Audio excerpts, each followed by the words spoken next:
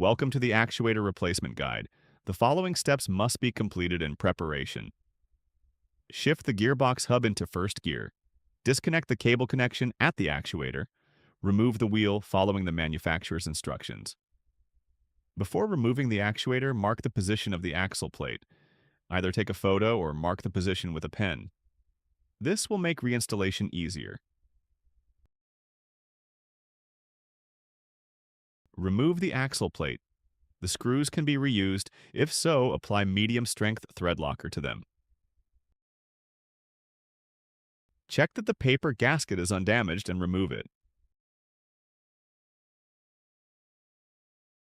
Now remove the input gear. Next, remove the actuator by loosening the 5 screws.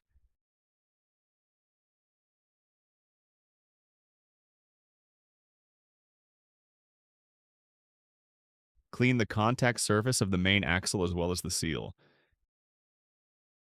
Then apply fresh grease and install the new actuator as described in the installation manual.